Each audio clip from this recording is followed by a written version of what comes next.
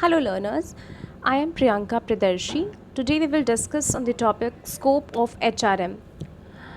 Scope of HRM में सबसे पहले हम HRM की प्लानिंग करते हैं, उसके बाद जॉब को डिज़ाइन करते हैं, रिक्रूटमेंट एंड सिलेक्शन करते हैं, ओरिएंटेशन इंडक्शन करते हैं, ट्रेनिंग एंड डेवलपमेंट होती है, परफॉर्मेंस अप्रेजल का प्रोसेस होता है, फिर हम एम्प्लॉयज़ को कॉम्पनसेशन देते हैं, उसके लिए प्लानिंग करते हैं, रेमुनरेशन देते हैं, उसके लिए प्लानिंग करते हैं, उन्हें मोटिवेट करते हैं, उन्हें वेलफेयर प्रोवाइड करते हैं और हेल्थ एंड सेफ्टी इश्यूज़ पर वर्क करते हैं। और लास्टली हम फोकस करते हैं, हमारा फोकस रहता है कि ऑर्गेनाइजेशन में जो इंडस्ट्रियल रिलेशन है वो अच्छे से मेंटेन रहे। So what we do in human resource planning? Human resource planning refers to a process by which the company try to find the number of jobs vacancies in which particular department, the number of staff required with the necessary qualification and experience. So human resource planning में हम क्या करते हैं, एक ऐसा process करते हैं जिसमें कि number of job vacancies को निकालते हैं particular department में और उसमें क्वालिफ़िकेशन और एक्सपीरियंस के हिसाब से उसमें एम्प्लॉयज़ को हम हायर करते हैं। नेक्स्ट है job analysis design. Another important area of human resource management is job analysis. Job analysis gives detailed information about the job description and employee specification in the company. तो job analysis के बारे में हम particular lecture discuss करेंगे।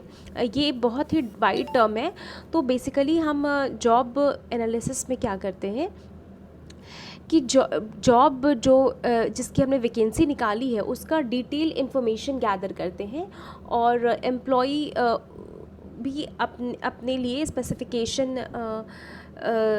देते हैं कि वो कैसे एलिमिनेट करें अपने आप को। ह्यूमन रिसोर्स मैनेजमेंट में जॉब एनालिसिस एक इम्पॉर्टेंट रोल प्ले करता है। जॉब एनालिसिस एक डिटेल इन्फॉर्मेशन देता है जॉब के रिगार्डिंग और एम्प्लॉई स्पेसिफिकेशन भी होती है जिसमें एम्प्लॉयज़ के लिए क्या क्राइटेरिया रखा गया है वो मेंशन रहता है। सो जॉब डिज़ाइन बहुत ही क्रूशियल होता है HRP में, ह्यूमन रिसोर्स प्लानिंग में, क्योंकि यही बैकबोन होता है जिसमें हम डिसाइड करते हैं और लोगों को इन्फॉर्मेशन देते हैं कि कौन अप्लाई कर सकते हैं किसी पर्टिकुलर जॉब वैकेंसी अगर आई है उसके लिए और कौन सेल्फ एलिमिनेट कर ले अपने आप को, और इसके अलावा कितने सारे जो फंक्शंस है वो परफॉर्म करने हैं किसी जॉब के लिए। तो ये सारा मैं एक जॉब एनालिसिस के अलग सेशन में डिस्कस करूँगी। Recruitment and selection. Based on information collected from job analysis, the company prepares advertisements and publishes them in the newspapers, employment sites, etc.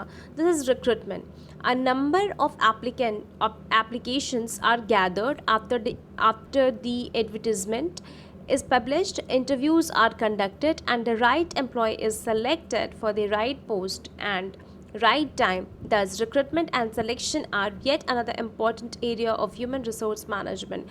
Human resource management में जो भी employment sites में हमने publish किया है, advertisement दिया है, वो जॉब एनालिसिस के बाद ही होता है। जब हमने जॉब एनालिसिस कर लिया, जॉब डिस्क्रिप्शन और स्पेसिफिकेशन निकाल लिया जॉब के रिगार्डिंग, फिर हम उससे क्या करते हैं, न्यूज़पेपर्स पे और एम्प्लॉयमेंट साइट्स पे उसके पब्लिश करते हैं। जैसे कि आपने देखा होगा naukri.com, indeed.com या फिर बहुत सारी जॉब के साइट्स हैं जिसमें एडवर्टाइजमेंट आते रहते हैं कि यहाँ पे एम्प्लॉयमेंट की वैकेंसी आई है, आप इस तरीके के लोग हैं, इस कैटेगरी के लोग हैं तो आप अप्लाई करो। इस तरह की वैकेंसीज़ आती है और लोग उसमें अप्लाई करते हैं, उस एप्लीकेशंस को गैदर करते हैं और उसको उसमें हम फाइंड आउट करते हैं कि कौन एलिजिबल है, कौन एलिजिबल नहीं है। उसके अकॉर्डिंग हम इंटरव्यू कंडक्ट कराते हैं आफ्टर गैदरिंग दी एप्लीकेशंस। फिर सही एम्प्लॉय को सेलेक्ट करते हैं सही पोजीशन पे सही टाइम में, और इस तरीके से रिक्रूटमेंट एंड सिलेक्शन का प्रोसेस कंप्लीट होता है। ओरिएंटेशन और इंडक्शन में क्या होता है कि once the employees have been selected and induction और orientation program is conducted, the employees are informed about company's background, products, different subsidiaries, organisational culture and values and work ethics, and introduced to the new employee to other employees. तो basically ये क्या होता है, एक kind of introduction होता है। जब नए एम्प्लॉय आते हैं ऑर्गेनाइजेशन में तो हम उन्हें इंट्रोड्यूस कराते हैं, किससे, कंपनी के बैकग्राउंड से, उनके प्रोडक्ट से, कि हम क्या बेचते हैं क्या नहीं बेचते हैं, हमारी क्या पॉलिसीज़ है, रूल्स रेगुलेशंस बताते हैं कि अगर आप यहाँ पे काम करना है तो क्या क्या किन किन चीज़ों को ध्यान में रखना होगा, कौन कौन से रूल्स रेगुलेशंस को फॉलो करने होंगे, हमारे एथिकल वैल्यूज़ क्या है, मॉरल वैल्यूज़ क्या हैं। और इसके अलावा जैसे हम इन शॉर्ट कह सकते हैं कि ऑर्गेनाइजेशन कल्चर के बारे में बताते हैं, वैल्यूज़ के बारे में बताते हैं और इंट्रोड्यूस कराते हैं नए एम्प्लॉयज़ को बाकी अदर एम्प्लॉयज़ से। दैन ट्रेनिंग एंड डेवलपमेंट की बात करते हैं तो every employee goes into a training program which helps them to put up a better performance on the job. The training program is also conducted for existing staff that have a lot of experience. This is called refresher training. Training and development is one area where the company spends a huge amount. तो training and development एक ऐसा area होता है जहाँ पे company अपने बहुत सारे पैसे को इन्वेस्ट करती है, तो इसलिए इसको सक्सेसफुल बनाना पूरे टीम की जिम्मेदारी होती है। तो हर एक एम्प्लॉई ट्रेनिंग के प्रोग्राम के थ्रू जाता है, चाहे वो करंट एग्जिस्टिंग हो या फिर न्यू कमर्स हो। उनको रिफ्रेशर ट्रेनिंग दी जाती है। जो एग्जिस्टिंग एम्प्लॉयज़ हैं और जो नए एम्प्लॉयज़ हैं उनको या तो ऑन जॉब ट्रेनिंग दी जाती है या ऑफ जॉब ट्रेनिंग दी जाती है, depending upon the type of the job they are going to perform. और इस तरीके से ट्रेनिंग एंड डेवलपमेंट के थ्रू जो भी एम्प्लॉयज़ जिस भी एक स्किल के साथ आते हैं उसको नर्चर किया जाता है, पॉलिश किया जाता है और इसके थ्रू उन्हें और स्किलफुल बनाया जाता है। Now come to the performance appraisal. Once an employee has put on the job, performance appraisal is conducted. That is, the human resource department checks the performance of the employee, which helps appraisal future promotions, incentives, increments in salary etc. तो जैसे कि आप अपने examination में ही पूरे साल पढ़ते हो और एंड ऑफ द सेशन आपके एग्ज़ाम्स होते हैं, आपकी परफॉर्मेंस को चेक किया जाता है कि आपने जो पहले का सिलेबस है वो कवर किया है, आप नेक्स्ट क्लास में प्रमोट होगे या नहीं होगे। उसी तरीके से जब एक फाइनेंशियल ईयर में आप ऑर्गेनाइजेशन में काम करते हो तो आपके जो सीनियर्स होते हैं वो आपके लिए परफॉर्मेंस अप्रेजल करते हैं, जिसको जो आपके इमीडिएट बॉस करते हैं, आपके कलीग्स भी कर सकते हैं, आपके सुपीरियर करते हैं, सारे लोग मिलकर आपके परफॉर्मेंस को अप्रेजल करते हैं, यानी कि देखते हैं कि आपने कैसा काम किया और उस काम के अकॉर्डिंग ही आपके फ्यूचर के प्रमोशन हैं, आपको कितने इंसेंटिव मिलेंगे, आपकी सैलरी में कितनी इंक्रीमेंट होंगी, ये सारी चीज़ें बेस्ड होती हैं। Compensation planning and remuneration. There are various rules regarding compensation and other benefits. It is the job of the human resource department to look into remuneration and compensation planning. आपको क्या क्या health and safety issues देने हैं, क्या क्या facilities देने हैं, ये भी जो भी बेनिफिट्स आपको मिलने हैं कंपनी से वो भी HR की पॉलिसी ही डिसाइड करती है। Motivation, welfare, health and safety. Motivation becomes important to sustain the number of employees in the company. It is the job of the human resource department to look into the different methods of motivating and encourage the employee. Apart from this, certain health and safety regulations have to be followed for the benefits of the employee. तो motivation ही एक ऐसा factor है जिसके कारण कोई भी employee है वो फॉरएवर के लिए या फिर लॉन्ग टर्म के लिए ऑर्गेनाइजेशन में सस्टेन कर पाता है, क्योंकि जब आप काम करते हो तो आपको कई सारी दिक्कतें आती हैं।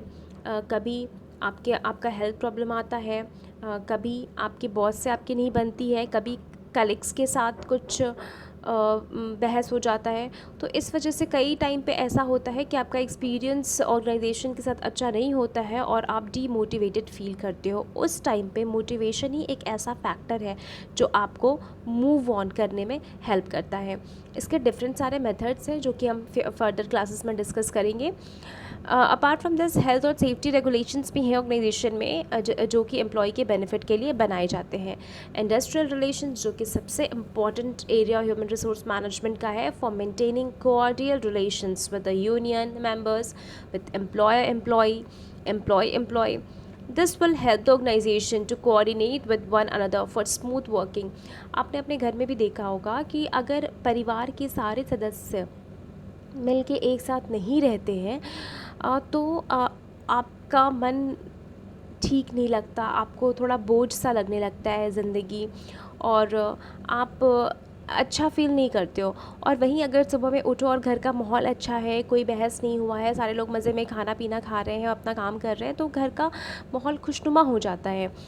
तो उसी तरह जब एक 2 कमरे या 4 कमरे के घर की स्थिति है, तो इतना बड़ा ऑर्गेनाइजेशन है, वहाँ इतने सारे लोग काम करते हैं, उन सारे के बीच में अगर रिलेशन अच्छा नहीं रहेगा तो आपको ऑर्गेनाइजेशन में काम करने में मन नहीं लगेगा। इसीलिए वहाँ पे ये देखा जाता है और कोशिश की जाती है कि सारे एम्प्लॉयज़ के बीच कोऑर्डियल रिलेशनशिप हो, यूनियन मेंबर्स के थ्रू ये चलाया जाता है, और एम्प्लॉयर एम्प्लॉई, एम्प्लॉई एम्प्लॉई, या सुपीरियर के साथ या सबऑर्डिनेट्स के साथ या कलीग के साथ, सारे के साथ आपका रिलेशन अच्छा हो, तभी आप हंसी खुशी ऑर्गेनाइजेशन में काम करोगे और ऑर्गेनाइजेशन का माहौल खुशनुमा बना रहेगा, जिससे कि सेल्फ डेवलपमेंट होगा, आपका मूड अच्छा रहेगा, आप मोटिवेटेड फील करोगे।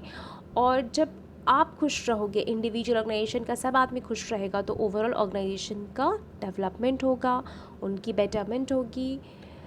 इस तरीके से इंडस्ट्रियल रिलेशन बहुत इंपॉर्टेंट है। इसी के साथ स्कोप है जो HRM का, वो ख़त्म होता है। Thank you for listening me so carefully. I hope कि आपको सारे टर्म समझ आए होंगे। मैं जो आपको समझाने की कोशिश की आज, वो आपको समझ आया होगा।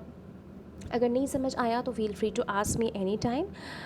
So stay tuned with me, keep watching my videos, keep smiling, happy learning.